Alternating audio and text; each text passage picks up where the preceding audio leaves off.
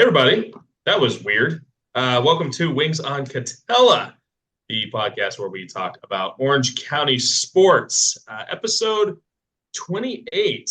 We decided to go with episode 28 instead of season 2, episode 1, but we are officially into what would be season 2 of Wings on Katella. We're going to go episode 28. Guys, which 28 are you thinking of the many that we discussed previously? I'm a Nick Havlid guy. I Mighty like Duck. Nick. Yeah, Yeah. Havlin's a good one. I'm going Raul Ibanez. Nice. 1 year Where you going? Angel. Where you going, Tommy I, Lee? I love the Raul Ibanez one. I'm going Heen Dog, baby. Andrew Heaney. Nice. Nothing wrong with that. Congratulations to Andrew Heaney and Kyle Hendricks, a former 28 of the Angels, both on their retirement from professional baseball. This is Wings on Katella, where we talk about Orange County sports. I am TBW, Taylor Blake Ward, managing editor for the Sporting Tribune. With me today, as per usual, the Sporting Tribune panel, cast, friends, etc. Zach Kavanaugh, who will wave at the camera for us, covers the Anaheim Ducks for TST. Jack James, who covers the LA Angels, the LA Kings. Jack Wave as well, and Anaheim Ducks, among other things, for TST. And of course, our producer, our buddy, our pal, our friend, Thomas Murray, who covers the Angels, Ducks, UCLA, MLB draft, all kinds of things for the Sporting Tribune. Today, we're going to talk about the Ducks losing streak, the Angels free agency or lack thereof, some international preview stuff, and other items. Today on Wings on Katella, you can find this podcast on YouTube, Spotify, Apple, wherever you find podcasts of the sorts. And we all appreciate it when you subscribe and the likes. Comments are optional for the reason we're going to start with the Anaheim Ducks, because I'm a wild, crazy man. Wild, sane, animalistic, Robert Irwin loving man. The Anaheim Ducks have lost 8 straight, 10 of 11, 12 of 14. They are 2-10 and 2-10 over that span. And for our math whizzes, that would mean they've collected a total of 6, count them, 6 points over the last 14 games. What the heck, man? What's going on with the Anaheim Ducks? Jack James, you had a brilliant thread on social media the other day. I'm going to go to you for this. What's going on with the Ducks? And we can talk about that. I mean, technically it's 14 games. Let's call it the last 15 games. What's going on here? Yeah, so I was bored the other day and looking through numbers and stats and such as Real one quick, does. Where were you bored, per se? I was in the press box at the Crypto.Staples Arena Center thing, waiting for the Kings game to start. Had a couple hours to kill. Was just digging through some stats on. I wasn't just looking at the Ducks, but I was. I noticed the Ducks in certain ways in the thread, and I did these numbers before last night's game against the Carolina Hurricanes, where they just got flat out outplayed at every facet of the game. So these stats do not include that game last night, but overall, in the 13 games prior to that, they're 2-9-2. And if you look at the advanced analytics, it actually says they should be playing their best hockey all season long, just because they've limited. It's mostly the defense. They've significantly improved at limiting scoring chances against, as opposed to what they were doing the first 2.5 months of the season. The offense has been just about the same, but the pucks aren't going in. And why that is, the shooting percentage has dropped down almost 4%, which is a pretty significant drop off for an offense. And then goaltending wise, it's been a struggle over this stretch. You know, the Ducks have had the worst goaltending in the NHL in terms of save percentage. And it's not just Dostal. It's been any goalie that stepped in, they haven't played well. So that's kind of like the basis or the ground base view of it. So Taylor, I don't know if we wanted to go deeper into it or not. Taylor, you're muted. Hey, Hi. when you've lost 8 straight, you used the term that I wanted to focus on. As you said, the analytics say that the Ducks should be playing their best hockey right now. If their best hockey is an 8-game losing streak, I'm an analytical person. I'm pro analytics, but like you got to go win those games, especially if you're playing your quote unquote best hockey at the moment. Zach, I don't know. Do you have anything to add to this? Yeah, Jack, it I was a mean, great breakdown, and that's why I wanted to go to you. And I told you, full clarity. I told Jack to dumb it down because there is just so many numbers, so much information about it. But it's the Ducks shouldn't be losing these games, right? no, But they are. shouldn't. They've lost 8 straight, 10 of 11, 12 of 14. Like, I mean, that's bad hockey. That's really bad hockey. And Thomas, you and I talked about it too off record. But Zach, what are your takeaways from this? I mean, Jack put it the best way on Twitter, saying that it was hilarious because it is. It's funny that it took that they. I mean, sorry, I'm stumbling over my words. You look at the money puck charts, and over the last 10 games, the Ducks have the second best expected goals percentage in the league. They should be winning the games, but as Jack said, not only when you add the shooting percentage and the save percentage, there's a stat called PDO, which essentially, for an easy way to dumb it down, is puck luck stat. When that's below 100, you're doing pretty bad, and when it's over 100, you're probably doing higher than you should be. And the Ducks are at a combined like 94 PDO right now, or it might be less at this point, which is last in the league. When the Ducks were winning early in the year, despite the worse analytics, it's because the goaltending was much better and the pucks were going in the net. And some of that, you can say, well, then they were extra lucky on that side of it. And they were certainly in the first 10, 15 games. But in that middle portion, they still weren't, when they were alternating wins and losses, the goaltending wasn't as bad as it is right now. And the shooting was not as cold as it is right now. So as you look at the totality of the season, the Ducks are not as good as that 7-game win streak in the first 15 games of the year. As much as fun as it was to cover and as fun as it was for everyone to watch, that's not the ultimate ceiling for what this team is this year. Or not the ceiling, but the baseline for what this team is this year. In the last 10 games as well, because it's the last 10 games should not be, or last 12 games now, should not be as bad as it is. The pucks just simply aren't going in. And I don't know if that's a factor of teams simply adjusting and the shots that they are getting are worse. If the defense is making worse mistakes that the goaltending just finally broke. I think so much of it is literally just in between the years right now. I think I told you this and I said it other places. I think if this team just finally gets one off the sheet here, if they can just snap this streak, they can go back to that alternating fashion at the very least. Because one of the things that I was so impressed with this team was the fact that they weren't losing 5, 6, 7, 8 in a row, or even more than 3 in a row. They were finding ways to, nip these losing streaks in the bud, and they're just not doing that right now. Because there's at least 3 games that I look at in this stretch where it's like they probably should have won that. I mean, the San Jose game is an easy one to point to and be like, you should not have lost that game. You should have won that. Tampa Bay was a tight game that they could have won. Minnesota was a tight game.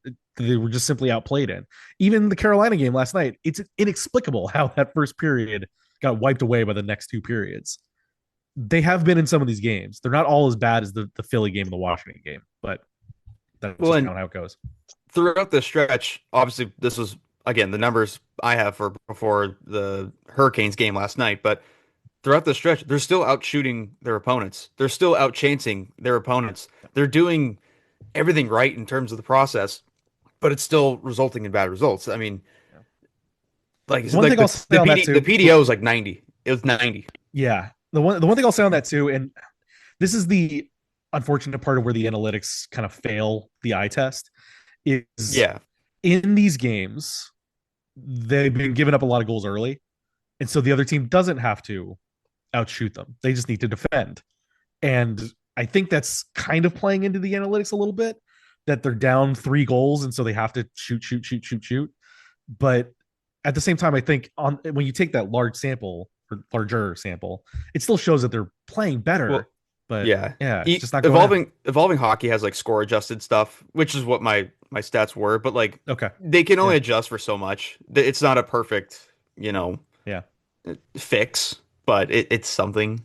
But even that, but yeah, your point's valid. Like when you're constantly chasing, you're going to be more offensive. And there's 2 notes I wanted to add, and neither of these were in our notebook or script. The thing that bothers me and you guys mentioned it. There's the analytics, there's the eye test, right? And Thomas, you and I were talking about the eye test when we were on the phone an hour ago, right? Yeah. This team looks like a hot mess. I mean, the thing that bothers me is I'm watching a 5-man rush exit the defensive zone. That bothers me. I can't watch a 5-man rush out of the defensive zone at least once a night. And I think that's problematic. The other one is you look up 4 or 5 times a game, there's a skater behind a defender right at the net, right at the crease. And how many times are those turning into goals? And that's been a season-long thing too. Right, it is. And I can't get a good I ask about it. It's like, well, yeah, of course we want to defend the front of that. It's like, well, you're not. But it happens every night. And I'm not talking about once a night. I'm talking 4 or 5 times a night. And 3 out of those 4 or 5 times, it turns into a goal. And sadly, it's your primary defenders. Last night, I'm watching the last goal, the Ville Husso, Olin Zellweger just wasn't covering his man, but it was an odd shot, stick tied up, whatever. Those things happen. The defender gets behind, or the offensive player gets behind the defender. Block shot right to a stick. But these are on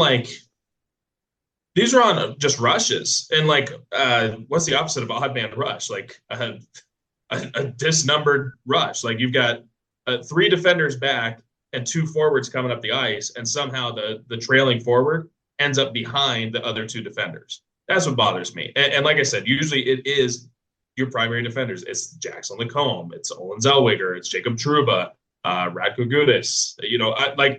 Something I watched last night that gave me a little was empty net. You've got 2 Carolina skaters going down the ice, right? It's a breakaway essentially. And I'm watching Pavel Mitnyakov bust out of the defensive zone, just trying to throw a stick out there. And I'm like, you know what, dude? Good for you. Good for giving the 110%, whatever. It's a wasted effort, but good for you. I am of the opinion that the Ducks should just stop pulling the goaltender because it doesn't work. Right. They can't, it's the same problem they have on the power play. Just now you have an empty net that they can score into. Just try it at 5-on-5. They struggle when it's in a zone. Yeah. If it's just going back and forth, up and down the ice, rushes each way, they're a great team. Very good. But once the puck is established in one zone, they fumble. And 2 points I wanted to make off of what Taylor's been talking about with the defense. One, I mean, you saw a perfect example of that last night. I forget which goal it was, but the one where Jacob Trouba is on the left side of the ice, hauling ass up the ice, trying to join the rush before the rush even starts. Yeah. Puck turns over in the neutral zone, 2-on-0 the other way, and they score. I think we're all massive Chris Kreider fans. All 4 of us love Chris Kreider. I can't continue watching him blitz out of the defensive zone, man. Every time he's the first man out. I mean, he has to be. He's not as fast as he used to be. No, it's not. But and on that goal that you're talking about too, that was completely unfortunate in several ways because it's Tim Washy who makes the turnover in his first game, and it's like he had a fairly solid game until that one, and because he's trying to dump it in, you see, I think it was Jackson Lacombe on the other side. There's a line change trying to occur, and so everyone's caught off guard, oh shit, and they got to get back there, and then it's a 2-on-0 that Jacob Trouba is just not fast enough to catch up to, especially when he's where he was on the ice. Yeah. That's the thing too. I don't know if they're so bad in the zone. They're bad in the zone offensively. I think they're trying to work on the cycle game. It just doesn't come. The in zone defense is all right. It's still the miscommunications. It's things like that turnover in the neutral zone that just burns them because the guys don't know who to pick up in the chaos. And like we've touched on, they thrived in that chaos early on when the pucks were going in the net.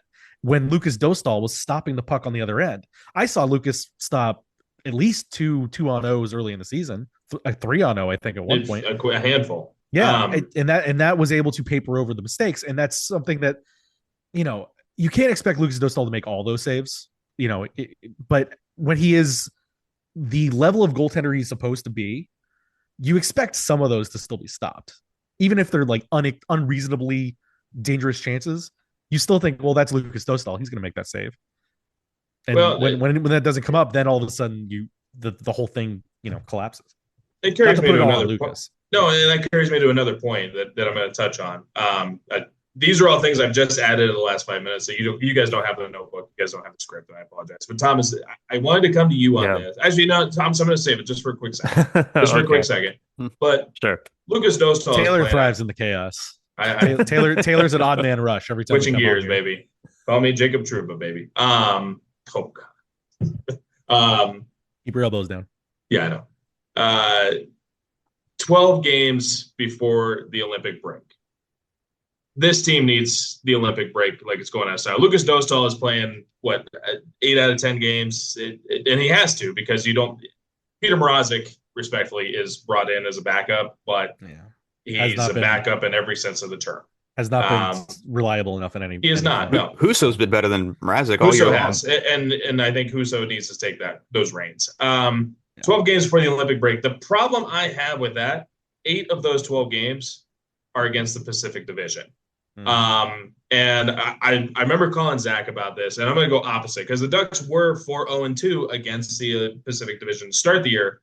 Problem with that is that they were, like, if you flip the script, every game gave a point away to they were 4-2-0. They were 4-2-0 is what they were. They were 4-2-0. Yeah. Every game gave a point away because they were all overtime or shootout victories. So technically, the first 6 games that they had against was 4 + 4, 8 points. 8 points for the Pacific Division in those first 6 games. Ever since, they're 0-3-0, and the Pacific Division is 3-0. So that's was that 6, 4, 14. I'm so bad at this. 9, 14 plus. Don't do live math. Plus 4, 14, 18 points in. Thomas, edit this out. No, 18 points in 9 games. That's essentially an undefeated mark. It's a perfect mark, right? So that's where I struggle, is they're giving points away to the Pacific Division, where you have to not be losing points. And so is the rest of the Pacific Division, to be fair. It's true. That's the thing when you mentioned the schedule. I think that's very important too, because here's, for all the doom and gloom of the losing streak, the Pacific Division is still airtight. You know, like Vegas and Edmonton are tied with 50 points. Seattle's at 48. San Jose and LA are 47, 46. So the Ducks now, like, yes, they're now 5 points off the top, but they're a point away from being back in the playoffs. They're 3 points away from being back in to the top 3. They play Seattle in one of those games, which I'll be at. Thank you to everyone who supports. And again, they haven't played Edmonton yet. They haven't played Calgary yet. They're going to get their second game against Vancouver. They've got the home and home with LA next week.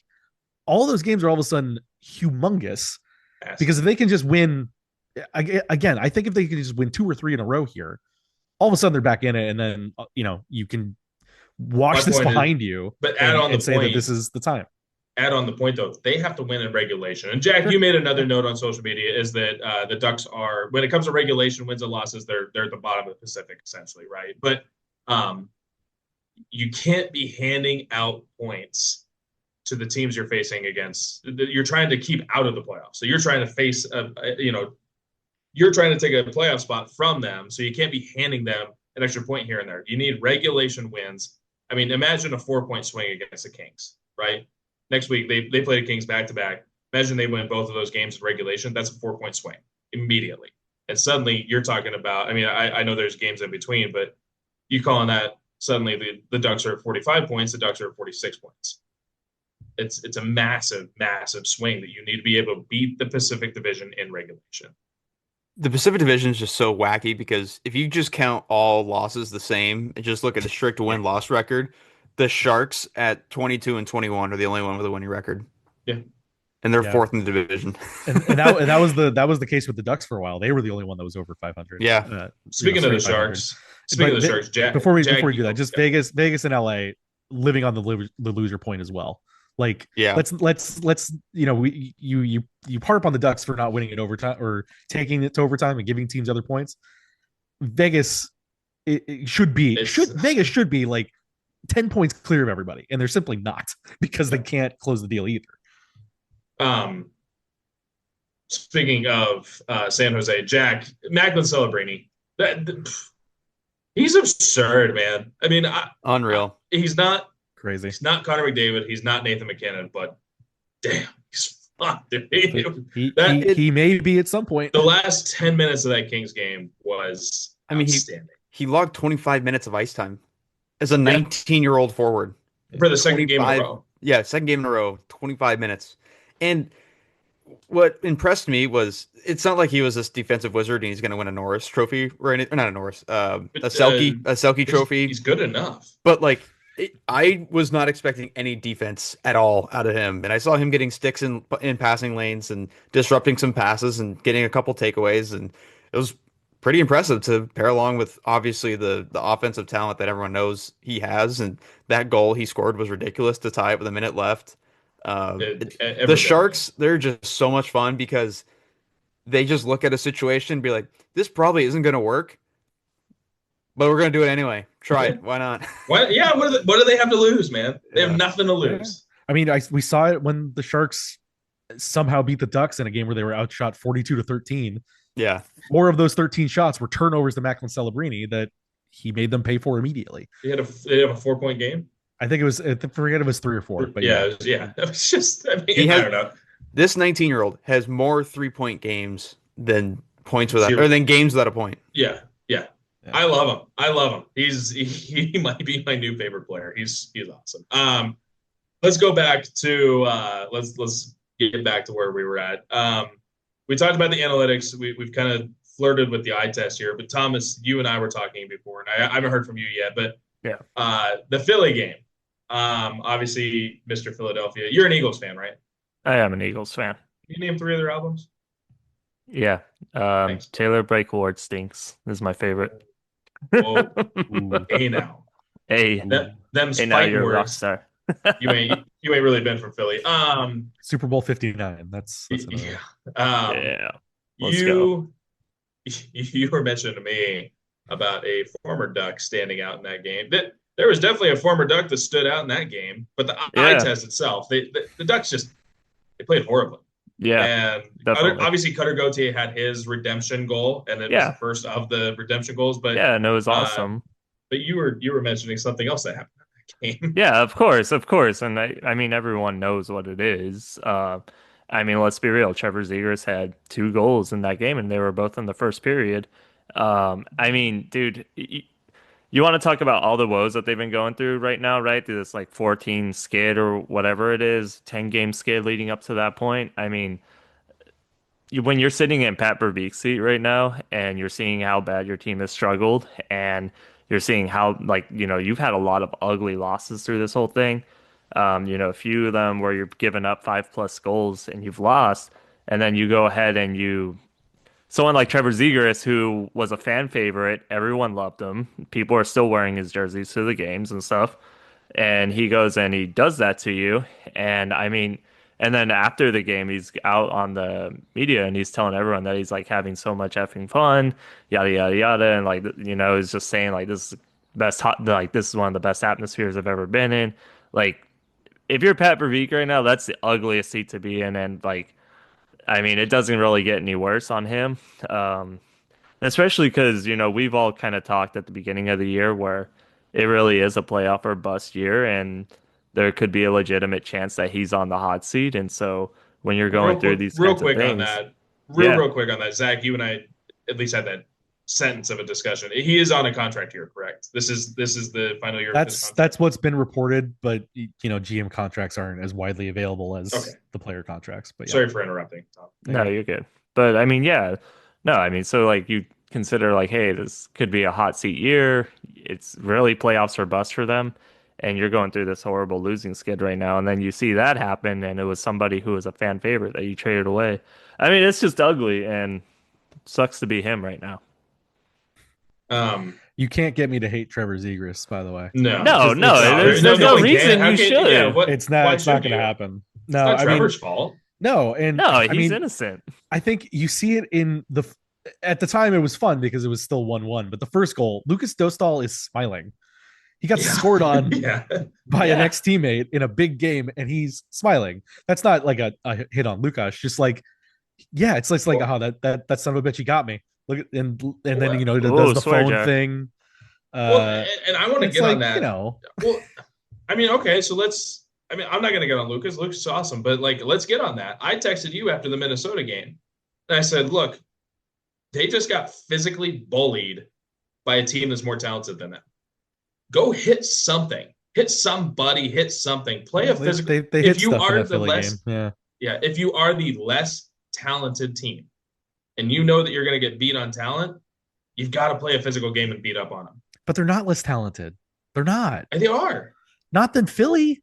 Not than Philly. Not than Philly. Not than No. not than the Capitals. Like they have But they I'm saying have the talent. We've seen it. But that Wild game drove me crazy. It drove me up a wall, man, because it's like, just hit somebody, hit something. I mean, outside of Quinn Hughes, I think they're more talented than the Wild too. Oh, come on. I think they are. Kaprizov wasn't playing.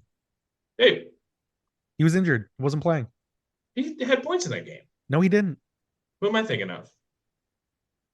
Or maybe he did. But either way, okay. I was like, he had like 3 points. But again, that's I'm pretty sure he scored. Yeah. I'm mixing him up with Michkov. He played. My Russian radar's off. Yeah. But either way, like, okay.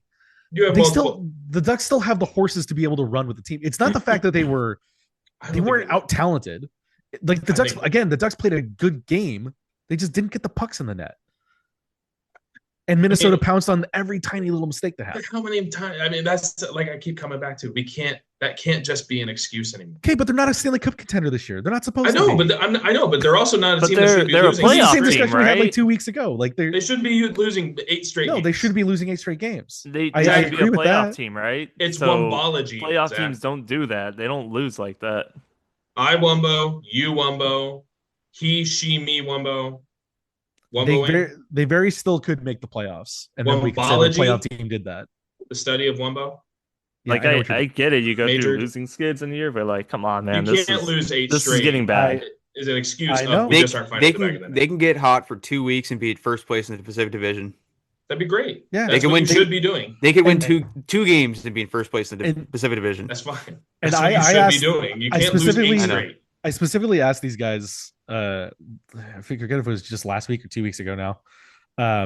That if this season was different in terms of their confidence levels because if this happened last year and it has happened in the last 2 years where they would have these losing skids, it was a bad team getting worse. And so you don't necessarily have the confidence that like, man, are we ever going to get out of this? Like, even if we do, like, what does it mean? Now it's like, they can all look at themselves in the mirror and say, we know we can do this because we did it. We were the team that wins these games early in the season. And I think they have the confidence they can break out of it. And again, I just watching them every night and hearing the answers and seeing the same mistakes over and over. I don't know that it's a systems thing.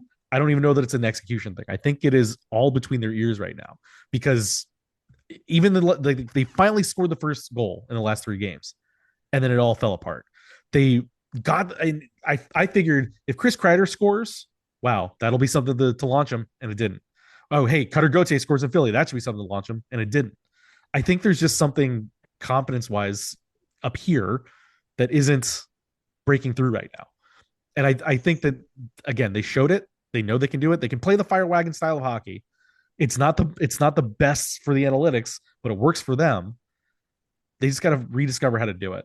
And I what I said I think last week was this is not a team that can't do it. It's just they've forgotten how to, and they can get there again. It's just a matter of they're 12 years old. How can they forget? That was going to be my point that I was going to make. This is the 4th youngest roster in hockey. Yeah. And how long? It's another one. How long can we use that as an excuse? Well, I mean, until they're the 6th oldest team in hockey. Well, it's like it doesn't happen in 2 months. Like one off success, like progress isn't linear. You're gonna have your highs. You're gonna get socked in the face. It's about how you respond. But like I don't know when you rely sorry, go ahead, Jack. When you rely on your best players who are below the age of like 23, you're gonna have peaks and valleys. You're gonna have inconsistencies. You're gonna have dumb rookie mistakes and young mistakes, and you just gotta live with it because you gotta hope that they learn from their mistakes and move on. But it's not gonna happen overnight. I personally did not think this team was going to be a playoff team heading into this season. So the fact that they even have a winning record is impressive in my mind. I did not expect any of the players to break out the way they did. Although, like we talked about, the shooting percentage going down a lot and offense is drying up in terms of the actual goals. I mean, Leo Carlsson has 1 point in his last 10 games. That's just not going to cut it. And I don't know if if that was it the lower body injury he had a couple weeks ago. lower. I don't know if that's still lingering and still bothering him or not. He looked better last night. Yeah, He's looked better the last few last games. 2 games, yeah. But like the first couple games he came back, he looked slow and not himself. Mhm. But Leo Carlsson just turned what, 21? Yeah. Yep. And you're relying on him to carry the team. Well, not carry the team, but you know what I mean. Be the guy, be the driver. I think again, the great start to the season was awesome to see, and it's after years of darkness to have that sort of bright light is sort of like, wow, oh my god, they're here. Again, this is still a team that needs to figure out how to do this on a consistent basis. Like it's not going to click in immediately. They are not as good as they were to start the season, but I reiterate, they are not as bad as they've been the last 2 weeks. This is a team that's somewhere in the middle, and that's okay. They just need to, again, they need to get off the losing streak, and then they can get back to at least 500 hockey. I don't know if that's going to be enough to get them through to the end to a playoff spot, but even if they're like a point out by the end of the season, 2 points out, whatever, that'll still be an improvement over what the last 2 years have been. You just said something that I want to draw back to is you said, if, it's if, and it was all negatives, and you said, that's okay. Was it you that talked to Mason McTavish and he just said, I've never been on a winning team or whatever? Was it Mason? That was after the Kings game. You can't breed a losing mentality, man. You can't breed, especially if you're Joel Quenneville, who's had the success he's had. You can't breed that losing is okay. Losing is not okay. And losing if they lose tomorrow in Buffalo, right, that matches a franchise record, 9 consecutive losses. The thing about all these teams that have lost 8 games or more in a row, they all sucked. They were awful. They were bad. And you just can't accept losing. Losing cannot be an acceptance for a professional athlete. And that's I don't think they are, though. But like that, I know you take that Mason comment, but it's also one sentence of the full thing he said. I get it, but which is understand, that I know it's not okay. The fact that they've lost 8 games is not okay. I don't think any of them think it is. I know, but then fix it. They need to find a way to fix it. I mean, we can't. And that's what Jack. I understand the analytics here. I understand that they should be winning, but you got to fix it. You cannot accept losing, and I feel like this team has accepted losing. I really feel like these players have had. I don't think they have either. I don't think they have at all. As someone that's in the room every day, they have not. Fair. I will tell you that. That's fair. And also, they're frustrated. And it's also they should be. It's not that I'm saying it's okay that they're losing these games. I'm just saying I'm not shocked that a team that relies on a bunch of 20-year-olds and 21-year-olds is playing inconsistent in terms of like what they're supposed to be playing. Like their top 7 scorers are all, with the exception of Troy Terry, who's 28, their top 7 scorers are all under the age of 25. Well, Jackson Lacombe turned 25 today. Happy birthday. But like their best players are young. They're still trying to figure out how to play the NHL. Yeah. And that exactly is what Mason was saying with that comment. It wasn't that, he's accepted losing or that, I've never been on a winning team. I think the full context of it was like, there's some of us that are young players and we've been winning at youth levels, but we haven't done it in the NHL. And so for the young kids, they have to figure that out. And for the older guys, they have to show the kids how to do it. And I think that's the problem. Part of the process. Yeah. This is a roster construction issue because I don't think they have the right veterans surrounding the young guys. They don't have the veterans that are still able to produce, I genuinely think they need to make a massive upgrade at right defense and just bite the bullet. And I get that Radko Gudas is a captain. I get that Jacob Troup is a veteran that they want to keep around. Those 2 guys just don't cut it. They do not cut it. So I think they need to improve. And I think like youth, I mean, we just talked about it. Celebrini is 19, right? They got Chernishaw. Like I'm looking at this team that's all 25 and under, right? Eklund, Graf. And if the San Jose Sharks come crashing back down to earth, I would not be surprised. I know, because they're kids. At the same time, if we're comparing apples to apples, this is a young team that's playing a heck of a lot better at hockey than the Anaheim Ducks. They're 2 points better than the Ducks right now. Yeah, but they're playing a lot better right now. Yeah. I don't know. They're also one of the worst defensive teams in the NHL. It's better than being the worst defensive team in the NHL, which I think the Ducks are second worst. In terms of the whole season or just the stretch? Whole season. Second Well, worst, right? I think it's Vancouver. Yeah, That's what Vancouver's the second. worst. Vancouver's the worst. Yeah. Yeah. So after some technical issues on my front of losing power, as we mentioned, we mentioned it, but you haven't heard it. The listeners haven't heard it because my power's gone out 3 freaking times since we started recording this. It is cold, windy, etc. in Lake Arrowhead, and then of Taylor course on a Ducks-esque losing streak today. Oh man! Well, the last time we rephased everything came back together. Thomas Murray hit record, and instead of me hitting OK, I hit leave meeting. So full transfer. At least we're honest. At least we're honest about things, guys. That's the thing. Okay. Yeah, anything really to finish up? Anything left on the Anaheim Ducks, guys? Anything? Yeah. So I just wanted to touch on the Pat Verbeek of it all because the heat has started to come on, at least on social media, as Ducks fans on the internet are having a hard time turning down their heat, which I get, because we also haven't heard from Pat since before the season started, and there just has in last year we talked to him a fair amount because there was a lot of in-season deals that needed speaking on, but I don't think we've talked to him since the Jackson Lacombe contract got signed. And so, obviously this team needs something going on with it. And I think we've gotten to a point where we've asked the players a bunch of what they feel during this time. And we've gotten the unacceptables and we've gotten we need to be betters and all that sort of stuff. And I don't know that I want to hear that again from anybody, particularly Radko Gudas, who I appreciate when he comes out on those bad nights, but don't need to hear it from Radko again. We've asked Joel Quenneville and he can only say so much and do so much. At a certain point, once you get into this spot where you're 1 game away from a franchise record losing streak, and if they do hit that, in Buffalo, and even if they don't, when they come back, I think it's time that I'm at least going to ask if we can talk to Pat and see where Verbeek stands on this, because, whether it's a vote of confidence for the coach and the players or just his own assessment of what's going on, or even just like poking him like, hey, do you think this team needs a shakeup? Is there irons in the fire? And of course, knowing Pat, he won't tell us that. He'll give me a scowl.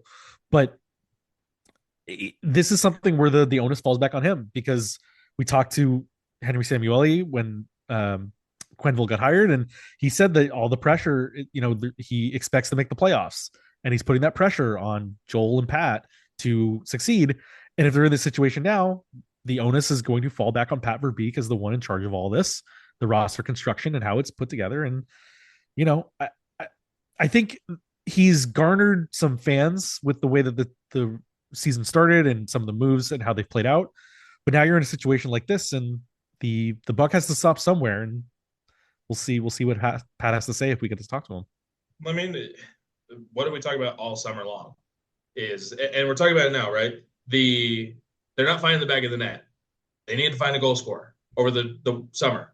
Go find a goal scorer. You have to improve defensively. You got Jacob Trouba. Now, like you said, Jacob Trouba's been fine, but fine does not get you to the playoffs. Fine and mistakes and leadership. If he is your core leader, Radko Gudas and Jacob Trouba are leading your defense, you're not doing good. You're not doing well. You're not going to be a playoff team. And you know what? It's time for you to improve this roster. And yes, you're going to have to use younger pieces. You're going to have to trade Tristan Luneau and maybe Pavel Metikov and whoever. But you know what? You got to improve this roster, especially if your job's on the line. I mean, how many times have we talked about Perry? And we talk about everyone's going to bash Perry for not being transparent. Perry isn't allowed to be transparent, right? Pat is allowed to be transparent. So what the hell are we talking about, man? Do your job. Just do your job. Make the team better. And I understand that this is built for the future. It's built for next year and the year beyond and the year beyond. Don't screw with that, but fix the team right now, because the team is about to be the worst it's the worst losing streak in franchise history if they lose tomorrow. That's going to be on your resume. Now, it already is, I think, because of no, it's not. The first one was in 2023. Yeah. That's right. So it's already on his resume, right? Now you want both of those? Come on. Figure this out, Pat. It's not, it's not rocket science, dude. Your job is to improve this roster. And right now, you have not improved this roster. Yeah, I've been calling for Tim Washi. I guess that kind of technically improves the roster, but Nikita Nesterenko going to San Diego does not improve this roster. Jansen Harkins should not be on a playoff caliber roster. Simple as that. And Radko Gudas should not be your primary, he should not be on D1. Jacob Trouba should not be on D1. And I know that it's Lacombe and Zellweger. That's fine. That's your D, but still, it's just your top six. Yeah. Your top six should not include those two guys. Maybe one of them, but not both. Yeah. Yeah. I think there's something certainly to be said. I mean, I think we talked about it a little bit. Like the defensive core, I had been a proponent of keeping it all together because it seemed like there was a balance there, but it's clear now, like through some of these games, that they are missing something. They're missing a different kind of younger, sturdier minutes eater. That Jackson Lacombe is a minutes eater, but he's not the rock of a defender that you want to kind of level things out back there. The scoring has been up in an uptick, but you also see that like when the roster gets into its perfect, when it's not perfect, but when it gets into its better lineups, there's still a hole along Leo Carlson's right wing because that can't get locked down. It's rotated too many times. So there's things that the team needs. And I'm just curious what Pat's kind of top level view of all this is, because we just haven't spoken to him. And that's not, I'm not calling him out for not speaking to the media. He's never one to speak to us unless there's something to speak about. But I think a franchise long losing streak would be something to speak to everyone about. It's a firing offense is what it is. We mentioned he's possibly in the last year of the contract. I don't think he'll get fired mid-season.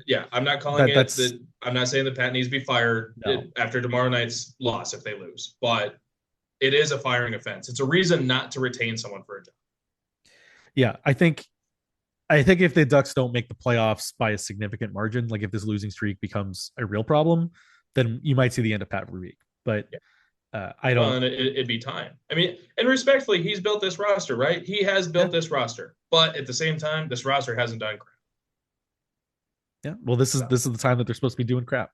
So get on the plot, dude. Start crapping, boys. Get your ass in gear, boys. Like this is what you wanted. You know, we laughed about the meaningful games in April. It's like, well, this is a meaningful stretch in January. Like we talked about the divisional games, the Kings back-to-back next week is the biggest games of the season. Like the Buffalo game, okay, you win or lose, whatever. Yeah, the Dallas game, we'll see where Buffalo that lands. Becomes an important game because it becomes a historic franchise game. Sure, Buffalo becomes an important game. Dallas, and then you've got Dallas on Tuesday. Dallas, who you lost to 8-3 last time you played. Yeah, it's important. And then you've got LA, and then you've got Canada. You've got Calgary, Edmonton, Vancouver in some order. Yeah, you have Seattle and Seattle, and then you have Vancouver and Vegas before. I think that the Kings back-to-back, win, lose, or draw, the next two games are the two biggest games of the season, bar none. Their next 12 games are all dramatically important. Yeah. They do not have a throwaway game anywhere in those 12 games. No. So you can't sit Jackson Lacombe for 30 minutes in the defensive zone only. Jack Thomas, anything? Close out Ducks? Yeah, just one last note, just from the thread that we talked about earlier that I posted on Twitter. Back to Łukasz Dostal. He hasn't been the Łukasz Dostal we all know over this last stretch. And this whole season, something that another Ducks podcast, Crashed Upon, has brought up before. Łukasz Dostal really struggles on tip pucks and deflections. And when you look at Hockey Viz, at his shot charts and his saves, on tips and deflections, it's the only type of shot that he allows more goals than expected. He really struggles. He's given up 22 goals and 13 and a half expected goals against. Now, Dostal is not the biggest goaltender. I think he's like 6'1", right? Yeah. Yeah, I think he's like 6'1". So he's not the biggest goaltender. So it could be him just, not being able to see through traffic as well as those taller goaltenders that are, 6'5" and 6'6". Skill issue, maybe. Or it could be a result of the Ducks defense allowing too many guys in front of the net, unchallenged. I mean, how many times do you see, especially in the defensive zone, you see guys like there's a loose puck up and near the blue line and a flock of Ducks defenders go up and get it. Next thing you know, you got 3 guys up on the blue or 4 guys up on the blue line and only 1 guy back. That's going to leave space for not only just a one-on-one, but that leaves space for multiple offensive, forwards to be in Yeah. front of the net unchallenged. So Zach, I don't think it's a one specific thing, but I think it's a combination of everything that leads to this.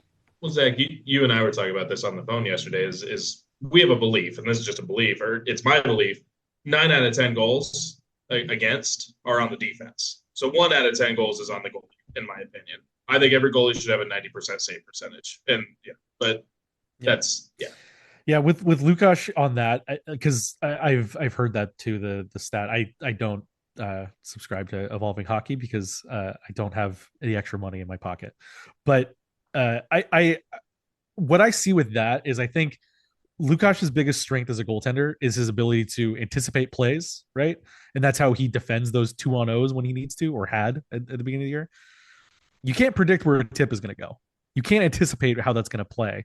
And so I think that kind of plays against him, where he's expecting the play to go one way, and if it goes the other, he's not necessarily going to be ready to anticipate to react to it. And that is because of the way the Ducks play defense, which I don't love that bit of the game. The idea is like, well, they don't want to be tied up so that they can be free to go block the shot. But if you don't block the shot and the guy's in front of the net, uncovered, ready for a tip or a rebound or whatever you have, and that has burned them more than once. So that's where that stands with me. Thomas, what was your over/under on Ducks talk? How many minutes? What was that? What was your over/under on how long we talk about the Ducks? Oh, I said 45 minutes today, and we're at 52. 49-30. Maybe that's not including. Yeah, we're not including. Yours might be a little. Yeah. Yeah. Well, actually, we've been on for like 2 hours, so it's fine. We're in the heat of Ducks season, and that's what it is. And we're going to spend an inordinate amount of time talking about. You don't want to talk about the Angels for the next 2 hours? Same thing in July, right? But just other side of the 57. It's fine. Let's move on. Let's talk Angels. This week, Anthony Rendon's contract was confirmed as restructured. Perry Manassian did that during the Kirby Yates conference call. Perry could not get into the details of the restructure. I don't know if it seemed like that was a decision made above his head, either John Carpino, Artie Moreno, I don't know. But he just could not get into the details of the restructured contract. And the reason and I'm going to go into it, but there's a report from Jeff Fletcher saying that this is going to be split evenly in 5 portions over the next 5 years, even portions, 7.5 a year, essentially. That is the reason for this is that the $38 million that's owed, the $30 million plus, that is the actual money is going to be a $7.5 million that he's paid, right? But the on paper money that the league looks at is going to be the $38 million. That's the luxury tax, things like that. The reason we bring all this up is arbitration figures were dealt with yesterday. There's one pending, but it's essentially the Angels are aware of what their payroll will be, what will not be. There's also a TV deal. We'll get into that. But big problem here is if the Angels want to compete, they need to get better, right? They need to get – this team right now does not look like a playoff team. It doesn't look like a competitive team. It doesn't look like a team that's much better than last year's team. Getting better in today's age means you usually have to spend a lot of money, which is something Angels need to do. Suddenly, they are looking at, actual money from payroll, because it was mentioned, when Taylor Ward was traded for Grayson Rodriguez, it saved them X amount of money, about $7-8 million, something like that. This suddenly saves them, in Artie Moreno's pocket payroll, about $30 million, right? About $30 million. That doesn't mean they're going to use all 30 of it, but you can assume the Angels have notable money to operate with right now. And that's why the Rendon restructure works. Arbitration figures have put us in a certain place. They need to fill a third base hole. They need to fill a hole. They need to fill at least one hole in the outfield, if not 2 holes in the outfield. Their bullpen, it's fine. Addition to Kirby Yates is fine. Whatever. Kirby Yates, Jordan Romano, Drew Pomerantz. Yippee, right? Bullpen looks fine. Starting rotation, I still think they need another starting pitcher, which is going to cost them a ton. So you need a starting pitcher, a center fielder, technically kind of a left fielder, and you need a third baseman. That's going to cost a lot of money. I don't know, guys. What are you thinking? Where do the Angels need to go here?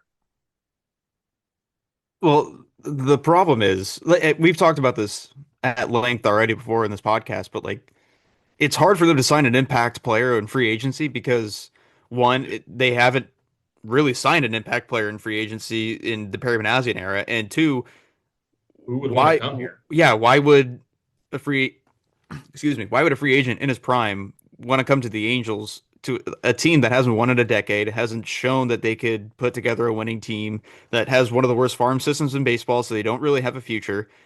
And Perry Manassian was saying they made one of the biggest jumps in baseball by winning 9 extra games Yeah, this year, but you were still a 90 loss team. Like, yeah. yeah, that's a cool. You joined, you jumped up the standings 9 wins, but you're still a Hey, 90 loss team. We are journalists. We are factual about this. It's 89, buddy. Oh, I'm sorry. I'm sorry. Factuality here. 89. I'm sorry. My apologies. Give them their due credit, man. My apologies. Either way, you lose 89 games last year. What have you done to get better this year so far? And what reason have you given impact free agents to want to come here? Obviously the coaching staff rehire might get some people, like obviously I think Kirby Yates really liked Mike Maddox. Yeah, that was a big deal. Mike Maddox, I'm sure can be a difference maker for some pitchers to choose the Angels, but I don't think he's persuading a Framber Valdez or a Ranger Suarez or anything like that. And right now, as we just looking at Fangraphs, the roster resource in terms of estimated payrolls, right now they're looking at 177 million estimated payroll for 2026. That'd be 29 million less than it was last year. So you got to look at $30 million a year, and you mentioned it. You've got to look at the future assets too, right? Because if you're going to get a Framber Valdez, a Ranger Suarez, a Kyle Tucker, a Cody Bellinger, whatever, right? That's future assets going towards. You have to look at your payroll extended too. But you're right, man. The one thing I will say, and it was mentioned to me recently, you did improve. As hot as it is, you did improve the rotation, not by additions but by subtractions, because you don't have to throw Tyler Anderson every 5 days. You don't have to throw Jack Kahanowitz every 5 days. You don't have to throw. Kyle Hendricks actually pitched pretty well. And I know we led the show off like 5 hours ago with the Kyle Hendricks. You take out one start, Kyle Hendricks has like a 4.2 ERA. I know, but like you don't have to throw Tyler Anderson every 5 days. You don't have to throw Jack Kahanowitz every 5 days, right? So you did technically improve to a degree in that form. But also, like, Grayson Rodriguez, he could go. I mean, like, I know I'm going wins and crap like that. He could go win 20 games, right? He could keep you in 30 games. He could keep you competitive in 30 games if he makes 30 starts. I was going to say, if he pitches 30 games. If he pitches and makes 30 starts, right? Like, if he throws to his capabilities, yes, he could go. The Angels could go 20-10 in his 30 starts, right? Because if you divide it, every pitcher, if he pitches a whole season, is getting 31 to 33 starts. That's how you divide by 5, right? That's how it works. You gotta get better, man. You just can't be the team that you have. I mean, like, the thing that Perry kept bringing up is third base. He brought up third base quite a bit, but I was looking at center field and I asked him about it. Like I said, obviously you have defensive and you can't ask about specific free agents. You can't just say, hey, you guys going to go sign Cody Bellinger? You have to word it properly and other things. But Bryce Teodosio. Do you need to sign a third baseman that wears blue hats? Yeah, you do. You do. Yeah, that's fine. I'm okay with that. They definitely missed it. They missed out on a third baseman. I'll tell you that. But right now, Bryce Teodosio is your starting center fielder. And I love Bryce. I love the story of Bryce, all this thing. Bryce is not a big league hitter. He's hardly a hitter. I think he's projected for a 50 weighted runs created plus. That's horrible. And then you're platooning him right now, I'd assume, with Wade Meckler, who, Zach, I don't even know if you know who Wade Meckler is, or he's even on the Angels roster at this point. Oh, waiver claim from yesterday. No, that's a made up person. That's Esperanza guy, right? Yeah, Esperanza guy. He was from my neck of the woods. He was 4'10" in high school. Now he's a big leaguer. So, no, I mean, like, I was looking at this. Your center field depth, right, is Bryce Teodosio, Wade Meckler, then it's Kyron Paris, technically Mike Trout, Joe Adell, but then you'd have to maneuver all the other positions. Nelson Rod is your fourth string. After that, do you know who your depth is after that? Is David Calabrese, Joe Redfield Jr., Elijah Dunham. I mean, like, I know you guys cover the Angels, but I don't think any of you know who those guys are. That's not going to work. It's just not going to work. So you have to improve. Not only you have to improve your depth first off. I mean, like I don't know who's going to be playing center field in Salt Lake at this point, but you got to improve in center field, and in turn, you got to improve in left field and wherever else. Because I don't think you can rely on Mike Trout being in the outfield for 100 games. And Jorge Soler, you tell him to bring a glove on the trip, but that's about the end game on that, right? He's not a defensive player. Gustavo Campero can't play the outfield. After that is Nico Cavadas, who can't play the outfield, right? Tucker Flint. I'd move Christian Moore to left field in a heartbeat. I'd try it out. I'd move Christian Moore over there. Matt Lugo is on the depth chart. You need to improve the outfield dramatically. You need to improve third base dramatically because, respectfully, Christian Moore cannot play third base. He can hardly play second base. I don't think he can play third base. Vaughn Grissom and Oswaldo Peraza, like, that's not good. It's not good for yes, they're big leaguers. I don't deny that. And being a big leaguer is an important thing. You're one of less than 20,000 people or whatever it is. But it's not good enough to be a team that's actually trying to improve. Jack, you mentioned it. They're improving in the win column. I don't think this roster right now improves them from last year. No, I don't. I really don't. Like last year, you and I both said this was a 75-win team. Thomas, you were right around that 75. Zach, you said 73, 70. I think you were the one on the money, right? You said 73 or something. Yeah, just below. I would not put them in. I don't know if the win total number I'd project right now starts with a 7. I don't know if I would believe that. So, but they expect to make another jump this year, Taylor. They do, and I don't know. I don't know where it's going to happen though. I could not tell you where it's going to happen. So top 4 or 5 and wins from the previous season. Like, stop. And I should correct. I'm just using the man's words. I know. That's what he said. It is. You know, it's not my place to defend Perry Manassian, but he was kind of beat up for lack of transparency about the Anthony Rendon stuff.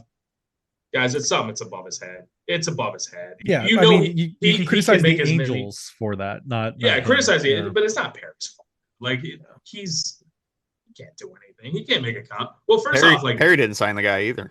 Well, no, and the league's not going to allow. First off, the league's not going to allow him to say anything because it's involving the Players Association and you know, the league's. And then secondly, like if your higher ups, the John Carpinos and Artie Moreno's of the world, tell you not to talk about it, then just doing your job, man. That's it. I don't think it's a lack of. I don't know. But yeah, I love Sam. I love Sam Blum. I think he did a fantastic. I think he's a great reporter. I think he's fantastic. But that article did not. It wasn't for me. So I tell Sam. I mean, Sam listens. I tell him that. It's a good dude. So, have you guys looked at the notebook? I wrote down bullpen stuff. We'll talk international preview and TV stuff. Anything. The TV deal, and Thomas, you kind of mentioned it. You know, the TV deal with the problem, was it 9 teams terminated their contract because of a missed payment from Main Street Sports Group, the parent company of FanDuel Sports Network, obviously where you guys watch the Angels, and Kings, and Clippers, and Clippers and stuff. But I mean, that's a money producing item for Artie Moreno. But I mean, the fact that John Carpino went on record and had a conversation about the TV deal, saying the Angels will be on TV, it's big enough as it is. The Angels they're going to be on TV next year. It's just where is it going to be and where's the money going to come from? Is the money going to come from FanDuel and Main Street, or is it going to come from Comcast or what? So, Thomas, I know you've kind of been in that industry before. Yeah. Sorry if my camera's a little out of focus, but yeah, I mean, back in the day, I worked in television and was kind of familiar with some of this. So when I worked at Comcast, we picked up some of the originally what it was Bally had a falling out with a bunch of NBA teams, and we ended up picking up the deals, and we were going to be streaming them. And then last second, they resolved whatever issues. Unfortunately, though, those same stations were also involved in baseball, and they involved the Colorado Rockies, the Padres, and Arizona Diamondbacks.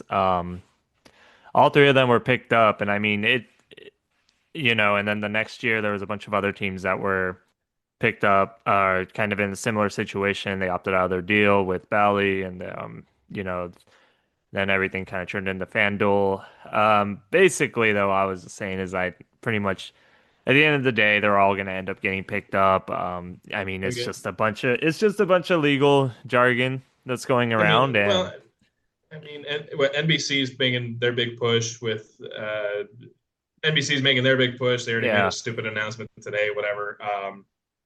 The draft is gonna kill me, guys. It's gonna kill me. NBC is literally gonna yeah. kill me. Yeah, but I mean, I don't know. It's not really much to stress about. It'll be something that'll develop over the next couple weeks, most likely, and I guarantee you'll be watching spring training baseball, Yeah, Angels, it's whoever. not worried about. That's the way these things always work out in every sport. End up on Netflix or I mean, I don't know why the Angels don't just go hand in hand with the Ducks and go back to victory. Yeah, because like the Rangers did it. Smart. It's Like- money though. It's just Yeah. money. It's where is the biggest problem? Like if Netflix offered, that was the whole deal with the Bally Sports thing or whatever, Fox Sports West, right? Is Yeah. Albert Pujols signs this $250 million contract. Everyone was like, oh my gosh, they overpaid for Albert Pujols because Artie Moreno got a $500 million paycheck. Yeah, from it's Fox why they Sports. changed the name to the Los Angeles Angels was the, Yes. the TV money. Yeah. Well, and TV money, and they needed a superstar asset. That's what Fox was asking for, was a superstar asset, and they went and got Albert Pujols for $250 million and doubled the profit because of the TV deal. And that's what. So yeah, I mean, like Zach, absolutely, they should just be on victory. Like, just make it really easy, right? Go to KCal or whoever, right? Turner Broadcast used to cover the Braves. We were carry the Braves. I grew up watching every Braves game after because it was that simple. Braves, Like, Cubs on WGN. Yeah, exactly. So like, yeah, but go get the money. That's it. Like, if Netflix is offering you $500 million and Victory is offering you 200, where are you going to go? You're going to go straight to Netflix. Is Disney Netflix Plus. trying to get into local sports like that? Is that what's I don't out think there? locals, not local. I think they're going to go national. I think. Yeah, I don't know, man. Netflix is going to own everything. yeah. They own my heart right now. I just with all these because my second passion besides following sports is following sports media, and I just baseball relies so much on these deals to go through for their budgets and all that, and if they end up doing what the Padres had to do initially, which was the rights being picked up by MLB and MLB just like producing everything, that doesn't make money for the Angels either. At least not in the same way. I saw somebody even joke that it's like, well, if this goes through, do the Angels get to change their name back to Anaheim because the Los Angeles market doesn't matter in terms of the local deal? Well, I feel like Victory would be nice, but the thing with Victory too is they wouldn't be like the Ducks where it's free because the Texas Rangers are also on Victory Plus in the Dallas market, and there's a separate fee that has to go through because of something with the MLB rights. So it wouldn't be as easy as it is watching Ducks games. There would be more money involved, but that's how the baseball teams need to work. Is like I said, the money for these local deals. You guys are all Orange County born, right? Yeah. Mm-hmm. Thomas, Orange County born. Yeah. Yeah. Would you guys would prefer they be the Anaheim Angels, right? I mean, Yeah. It's where they play. It's a local pride. Yeah, well, it's not even like it's not local even- pride. It's the where they play thing, but like They're not LA. They're not No.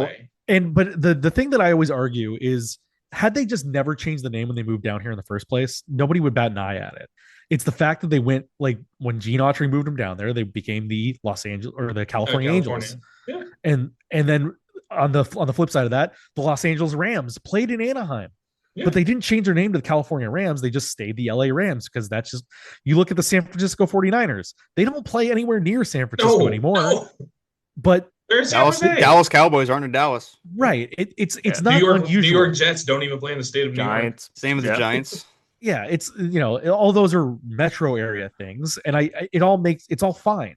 But the fact that they changed the name in the first place showed that Gene Autry was like, no, this isn't really Los Angeles. And the idea of trying to market to Los Angeles, I'm sure there are fans in LA County, in Long Beach, in the South Bay areas that trek down to Angel Stadium. But especially in this day and age, like if you consider yourself to be in the Los Angeles, like if I ask any of you, like, where are you from? We're going to say Orange County. We're not going to say that we're from Los Angeles. But if you're somebody that's out there that says, I was from born Los in Angeles. I was born in San Bernardino County. I would never say I'm from San Bernardino. Yeah. But if you're somebody that says you're from Los Angeles, you're probably going to say you're a Dodger fan because that's how you identify. Right. You're not gonna be. Well, I'm from Los Angeles. What team are you for? The Angels. Like, no, I guarantee you, it's probably not the case. The Angels base is in Orange County, Riverside, and maybe the south part of LA County, but it just they don't represent the city or the county or any of that. So change the. Even if they were like, okay, fine, we don't want to. We don't want to go all the way to small town Anaheim, whatever you want to call that. California. It's like people know where Anaheim is. They know where Disneyland is. It's not like an unknown quantity. But if they wanted to take the halfway route and go back to California Angels, they'd all like that too because it's a historic name. That's great.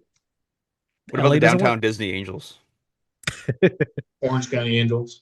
Yeah, the State College Angels. Yeah.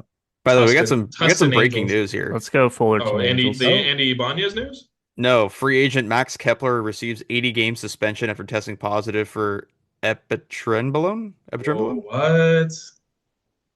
Where's that? Mark I do Feinstein. not have that. Yeah. Who had it? Who reported it? Mark Feinstein. Jeez. That sucks. Well, there's your center fielder. I mean, he's capable of playing center field. So, no, I agree. It should be the California Angels or the Anaheim Angels. Simple as that. I mean, if anything, it would just help them in negotiations with the city on anything. Like, you want to own the land around the stadium? Change your name to Anaheim Angels, and they will sell it to you tomorrow. Yep, like 100%. It's that easy, Artie. But what do I know? Well, you mentioned something too. Is you mentioned Mr. Autry, right? And what's the perception of Mr. Autry, who never won a World Series, and the Angels didn't really do anything under his tenure other than move? I mean, technically move. He's beloved. Most beloved owner of all time. Yeah, his Mr. number Autry, is retired. He's a hero. He's a cowboy. He's the best. There's Gene Autry he used to have a house up here too. He's got pictures everywhere. Sure. He's awesome. Anything else? Oh, international. Anything before I jump into the international stuff here on Angel stuff, guys? It's just not a lot of. It's quiet time. Yeah. So, Angels international preview. The impact on the Venezuelan government does not impact the signings, to my knowledge. So we'll just kind of get that out of the way. There's, if you're unaware of what's going on in Venezuela and what's been going on in Venezuela, good on you. I'm really happy. Congratulations on waking up from your coma. Your life is better for it because it's true. But yeah, Angels are expected to sign 14 players. 2 of those 14 will get 7-digit bonuses. That means $8 million more. And 9 guys will get 6-digit bonuses. And if you can't count, that's 100,000 or more. Which means 3 of those guys will not be getting that money. Jason Horton is the priority signee, shortstop from the Dominican. He was going to sign with the Yankees, but the Max Fried deal kind of eliminated some of their international funding, which led to him verbally agreeing with the Angels. On that note, these are all verbal agreements as of now. There's some legality stuff to that to make sure that what we're saying here isn't improper or, anything we're saying isn't going to get anybody in trouble. But Horton, shortstop, left-handed hitter, probably the best athlete the Angels have signed in the past half decade or so. Good chance to stick at shortstop.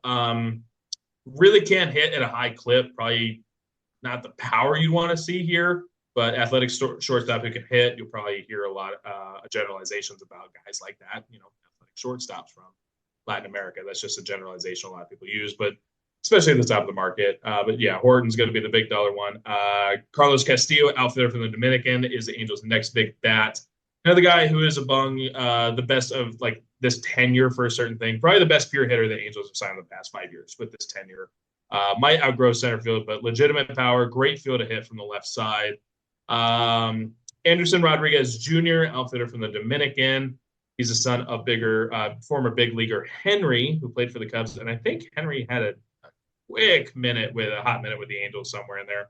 Rodriguez, good bat, legitimate power from the left side. Really interesting to see how he kind of creates rotational force in the swing, especially at the age. All these guys, 18 or younger, 17 or younger. Probably a corner outfielder, maybe even a first baseman though. But the power's gonna play no matter where he goes. Top arm for the market for the Angels, Kendry Fana, Dominican right-handed pitcher, fills his own with a 3-pitch mix up to 92. Chance at a really good fastball, sits 88 to 91. Starter profile, big time project here that they're excited about, and I think the money's going to show.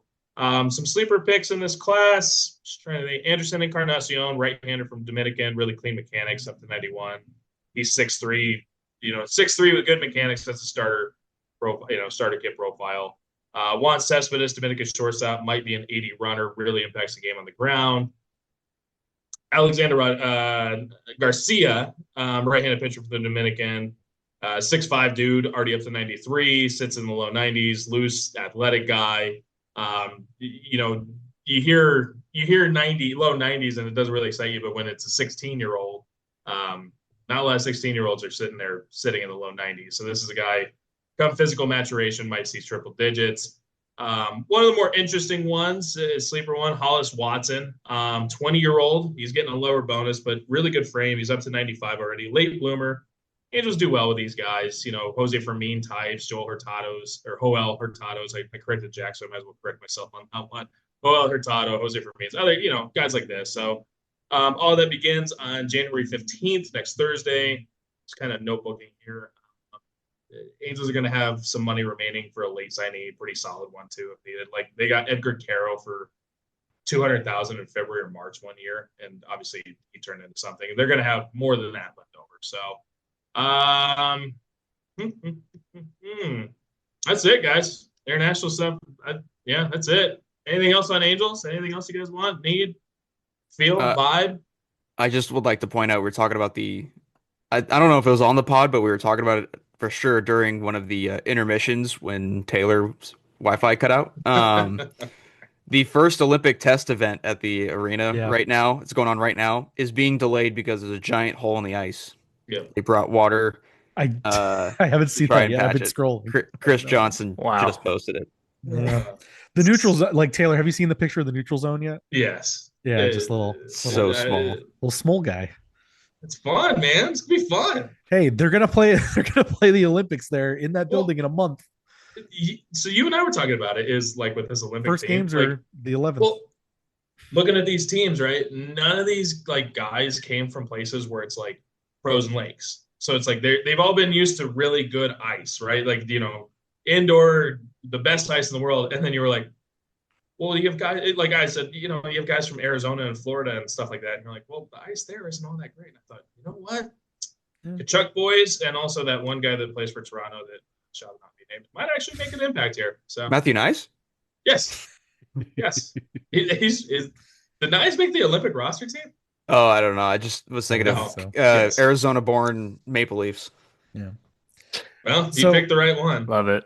While we're on hockey too, I've been scrolling some stuff, and just for some clarification, if the Ducks lose tomorrow, it is not the franchise record losing streak, because the thing to count in here is when the losing streak is listed, it's regulation losses.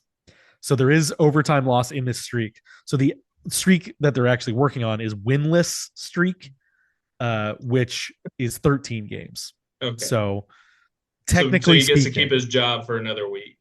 Technically speaking, yeah. Technically speaking, if they hit, what was it, 14 games? 13 game lose. 13 if game they winless hit, streak. If they hit a 13 game winless streak, come on. Yeah, the actual losing streak right now is 4 games. Technically.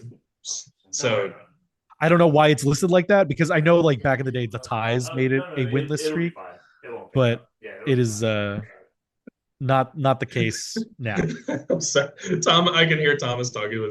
So another thing that happened when the power went out and all that stuff is Thomas had his handyman come over. Oops. Sorry about that. Thomas had his handyman come over, so he's like, "Hey, I got to go put the dogs away." And so it's like, "Yeah, it's fine, whatever." Thomas definitely forgot to mute when he just went and talked to his handyman just now. So yeah, you guys might have heard that conversation. Did you give him a tip? No. What a jerk! I mean, he gets paid. He gets paid. Jerk. I don't handle it. I don't handle it. It's my girlfriend's mom pays him. Thomas, it's actually your time to shine. Yeah, what's up? You you wanted to run something through the podcast. Yeah, we can do. I don't think the boys are unaware of this. I think, right? Did you tell the boys about this? No, they're unaware. So Is it a serious thing or a fun thing? Because there's one no, more it's serious thing fun we didn't thing. touch It's on. fun. It's amazing. You wanted okay, But let's get the we serious had a thing prep board during intermission. Thomas, real quick, let's get the serious thing hold out on. of the way. Yeah, just Let's to get the get serious thing out. just to get it on the record. So the other thing we didn't touch on with the Ducks is that there is they were named in a lawsuit earlier this week. Them and the NHL were named in a lawsuit by a former employee of OC Sports and Entertainment, which is the company that the Samuelis created as the ownership of the Ducks, San Diego Gulls, and Honda Center. The plaintiff, Rose Harris, was alleges sexual harassment from some PR staffers in the OC Sports and Entertainment side, and Ducks equipment managers with some bullying accusations, and then further discrimination by the Ducks and the NHL when she went to her next job with the NHL offices. She was an IT consultant, so this is all office stuff aside from the Ducks equipment managers who weren't named by name in the documents that I found, just that they were Ducks equipment managers. When I reached out to the Ducks, they said that there's no comment on it, and I don't believe that there was a comment from OC Sports and Entertainment yet either. The lawsuit was filed in New York. It names the Ducks organization and the NHL. It's something that we're going to keep track of. It's obviously a disappointing news to come out in light of everything that was said when the Ducks hired Joel Quenneville, who I know there's been plenty of asking about what is going on with Quenneville in terms of following up with that. He is working on like the charity work is still being done. The stuff that he said that he would do, I'm told, is being done. It's just not a situation where the Ducks want to be caught in the position of publicizing it for being called a publicity stunt. They're obviously going to get the criticism this other way if they don't show it. But the rest assured, on that front, at least, there is work being done. This isn't carrying water for them. I know that has been done. I've seen the work that's being done. That there are charities that he's working with, other support groups. Just not able to go on record with the specifics of it and all that. But again, it's unfortunate that this comes out, and it's a time for the Ducks to again put their money where their mouth is with all this, and try to right a wrong here, and hopefully do right by the plaintiff here. And I guess that's all there is to say on it. The Ducks didn't have any comment, and we'll be keeping track of it for sure. Let's just to jump on top of that as well. It is you asked the night that news was released for comment, right? And so there wasn't really time for them to process a whole lot. No, yes, they should have had a comment, but there was it broke during the Philly game, which obviously there's a lot going on then. And the Ducks head PR guy is on the road with the team. So, maybe I don't know that we're caught totally off guard, but I don't think, based on hearing and seeing everything else, there's no comment from anyone officially right now. And I don't expect there to be, honestly. And Ducks, Joel is not the only one that doesn't necessarily need the Joel probably could use the public image because of the position he's in. It probably could be better that he has a public image, but like was it Jackson and Alex go to chalk like every day almost? Or I mean, there's guys that do their charity work, and it's something that when these guys get brought into the Ducks organization, they're sort of asked like, hey, is there a cause that you want to champion? And if not, you should find one, because that's something that we do here, is work with the community and do charity work. And for the most part, all of them also don't want cameras around it. It's just they want to go do it, and they want to do it because they want to, not because it is a good look. They just want to do it. It's not, and this is also not the case just with Joel in Anaheim. From what I'm told, this is what Quenneville did when he was in Chicago too, that there was work being done before everything happened there as well. And just, it wasn't a public thing because they don't want to be the center of attention there. They're just trying to use their platform and their name to do good works. And the only flaw when it comes to Joel right now is that he kind of needs that public image because of past circumstance. Sure. And that's I'm trying to find the word, but that's a real thing that needs to happen. But yeah. Either way, he's going to get criticized for it. Yes. He's either going to get criticized for a Jekyll and Hyde catch 22. publicity stunt, or he's going to get criticized for not doing anything because it's not getting out to the public. So there's no way of really, I guess, looking perfect. And if I'm the one that writes the story on that, I get criticized for carrying water for the organization and for him. And just to be clear, that's not what I'm doing. I ask the questions when they need to be asked, and those are the answers that I've been given. So that's that. You asked about the TV stuff, Zach, too, about the victory stuff. You're a Formula One fan, right? Yeah. Name 3 of their albums. No, yeah, no, I mean, like the whole deal with the ESPN Apple TV thing. Just to give you a comparison. Yeah, they're going over to Apple TV. Yeah. Right, but just to give you a comparison, where's the money? Where's the money going to be? What's going to happen here? So, Thomas, sorry for cutting you off. It's time for your game. Yeah.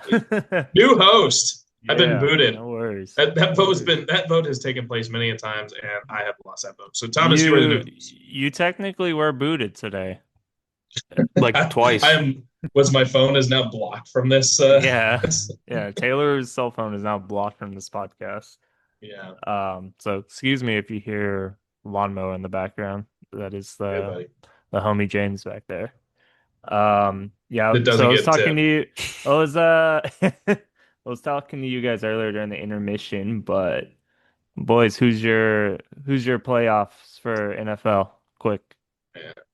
Well, the playoff, you mean who's going to win the playoff bracket predictions, who's winning the Super Bowl. Oh, God. Well, are you going to go game by game, or you going game by game? Yeah, we could do. You just want a Super Bowl winners, or what? Yeah. The problem with doing a game by game is that they reseed, so everyone's going to be different. All right, we'll just you want to go opening round? Do opening round this weekend. Okay. And I'll like keep a tally of this shit. So who's running? Who's running first? All right. Jet, who wants to go first? I could go first. Yeah.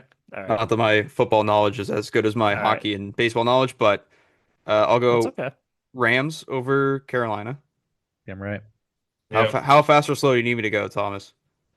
There you go. Go at your speed. Okay. Green Bay over Chicago. Green Bay over Chicago. I'll go Buffalo over Jacksonville.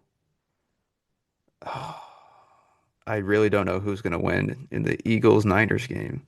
I'll be nice to you, Thomas. I'll say Eagles. I'll be nice. Name 3 of their albums. I can do songs, probably not albums. Shoot. I was just telling Thomas and Zach this. I'm scared for this weekend because I think the Chargers can win. And usually when I think the Chargers can win, they embarrass themselves. Are you a Chargers fan? Yes. He's wearing a sweatshirt right now. I didn't even look. Name 3 of their albums. Chargers. Thunderstruck. I'm gonna go New England just so I can be pleasantly surprised. Nice. I love a reverse jinx. Yeah, that's a good one. Yes. I'll go and then Texans over Steelers. Easy. Steelers are not going to be able to do anything on that Texans defense.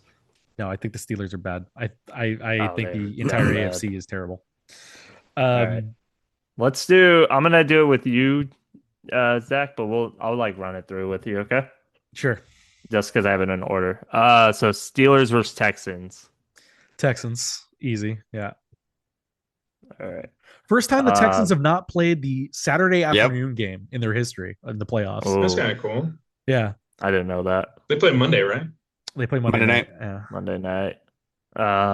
Jaguars and Bills. Are you guys Jaguar or Jaguar? Jaguar, because that's how it's spelled. Jaguar. I say wire. Jaguar. I'm gonna go Buffalo. I believe in Josh Allen. Yeah. And then Patriots, Chargers. I don't believe in the Patriots, but I also don't believe in the Chargers ever. Just because that's their history. Fair. And I also don't believe in the Chargers when it's going to be 25 degrees in New England. Hey, they beat Kansas City when it was like 13 degrees. Sure. This year? We don't have to talk about that, but yeah. Yeah. Who was quarterback that game? Was it still Mahomes? It was still Mahomes for the first like 4.5 or 3.5 quarters. Right. Okay. That was the game. Strats. Oh god, that's right. Man, I really don't want to trust this Pats team, but I'm gonna go Pats. All right. And then NFC Rams Panthers. Whose house? Rams house. Whose Well, it's house? Carolina. Yeah. technically. Well, no, it's the Rams house. Every house is the Rams house when they walk in. Whose house? Yeah, I mean it was a travesty that they lost that game in the first place and it was a special teams problem, as most of the losses are. Yeah, So right. they'll come back with a vengeance, I believe. Listen, Fullerton College legend John Vossel. Fullerton College, Stingers up. That's right. Eagles Niners. Who do you have? That's a I'm gonna tough go one. Eagles. I'm gonna go Eagles. I especially like again in Philly. The cold will make the 49ers as brittle as they are, and they will all snap in half because that's just Do what they have happens to any the 49ers. electromagnetic fields or whatever they have? Right? Yeah. Yeah. You've seen that, right, Taylor? Mhm. Yeah. Yeah, it's That awesome. there's a substation next to the building, and that's what's making them all weak. Yep. It's kind of funny, but And then Move the team Bears to the and freaking Packers. I'm gonna go Packers. I know You some go Bears Pack fans that up. will be that also just like waiting for this dread, like their rival to knock them out the first time they have a good season. But I think that's the weather there is going to be terrible. Like not just cold, but like snowy and windy. Miserable. And I don't know that Caleb Williams, as good as he is, he played in a lot of Well, he warmer plays in that clubs. weather though, in Chicago. Yeah, but not when it's snowing. I don't When think he he's wants faced to. that. Yeah. Weakling. Okay, Taylor, Steelers and Texans. Who you got? Man, I'm telling you, Aaron Rodgers with that experience isn't going to do crap. Texans. Go Rancho Cucamonga High School. I thought CJ you were Stroud. telling me freaking Pittsburgh earlier.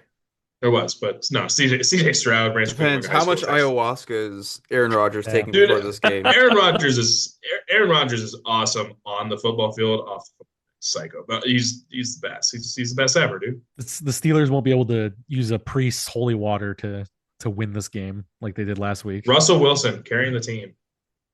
Jaguars and Bills.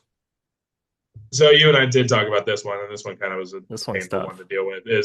I want Josh Allen to win a Super Bowl so badly, but I want him to beat Patrick Mahomes and Lamar Jackson in the process of doing so, like so badly, So badly. if he finally like gets through this year, he'll be like, well, you didn't have to play the Right, and that's what. So I want it so badly. Go through the tough but road. On that note, I told you about this. Who are my celebrity crushes, Thomas? Trevor Lawrence. Trevor Lawrence. my You're primary- into the toucan. Yeah, Anna De Armas, Trevor Lawrence, my two big celebrity crushes. Yeah, so those are on the Yeah. same scale. oh yeah, give me the Jaguars. Give me Jacksonville. Patriots and Chargers. Chargers. Drake May is awful. MVP Drake May is awful. Give Give me Chargers. As long as MVP runner up Drake May. runner up. No, as long as Justin Herbert keeps it, like as long as he's not sleeping with Madison, like for the weekend here, hey, he's fine. Like just keep your legs under you, Justin. Just keep your legs, dude. You can have sex after the weekend. Like just Right. I want to see Chargers. This is what Panthers people and come to our Rams. show for. Was it who? Panthers and Rams. Blowout. Whose house? Rams house. Rams house. Zach's house. Rams house. Didn't the Panthers already beat the Rams this year? They did beat the Yeah, Rams. in Carolina, and it was a special teams problem. And Yeah. if they don't have the special teams problems, then they will be fine. Thanks for The bringing that Rams- up, though. If the Rams lose, they're definitely a special team. What else you got? Eagles and Niners. 49ers. No commentary. Name 3 of their albums. Name three. Name three of their gold rushes. Yeah. And No then commentary. Bears and Packers. So I grew up a Packers fan. Jumped on a bandwagon with the Rams when they moved to LA. Caleb Williams is a weakling, and USC is bum development organization. Just give me the Packers. Well, Packers. Add context, man. Somebody's got to be. Some of the best receivers are from SC right now, right? Okay. I'm gonna go Texans. Oh shit. Hey, Swear jar. yeah. That's okay. This whole You episode. just talked about Justin Herbert's sex life. You don't get to. Everyone's swear aware jar. of it. Everyone's aware of his sex life. He's sleeping with Madison Beer. Just keep your legs He under could you for the be an weekend, dude. abstinent altar boy. Zach You said don't know. Zach said the B word like early in the podcast. Oh, I said a bunch today that you didn't catch. Yeah. Is a grown man not allowed to have sex with his beautiful wife or whatever, girlfriend? He is a very upstanding. They're not gentleman. married, right?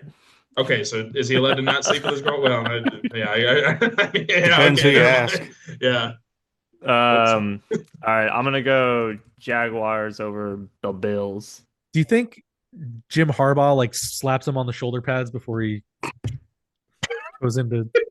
No. I think he slaps him in the. Where we face finish? sometimes. Wait, I want to hear the end of that sentence. What was the end of that sentence, Zach? Before he goes into the bedroom, like does Jim Harbaugh just like you got this? You got this. I did not want that sentence to end that way. I should not have finished. Go get him, boy. Yep. All right. Make me another quarterback. You know what, Jack? Just because you don't have faith in your team, I do. I'm going Chargers. I'm bolting up. Don't embarrass me on the East Coast again. Chargers. Bolting the F up, are you? Oh yeah, I'm bolting up. Prepare. Give me the Rams over the Panthers. Give me the Rams. Give me the Rams. Was it Bryce Young does not have a 200 Give me yard passing game this year? What was that? Was it Bryce Young does not have a 200-yard passing game this year, something like that? I believe it. Something like that. You know, modern day of Pasadena's own Bryce Young. He's gonna throw for 500 yards. Classmates with my girlfriend. Nice. They had a Spanish class together. Yeah, in modern day. He's not tall enough to be an NFL quarterback. W. That's okay. Neither That's am I. okay. Drew Brees wasn't, and he did it. Yeah. I'll take the Eagles, Eagles. 49ers. I'll take the Why? Eagles. I need deep cutting analysis here. Yeah. And then you know what? Give me the Bears tomorrow. Bears. Give me the Bears. The Bears. The Bears. Yeah. I'll be pleased. Because Caleb's legit. Win, but... All right. On that note, who do you guys have for a Super Bowl? Just straight up Super Bowl, and then who's winning it? I have Rams. Rams over Bills.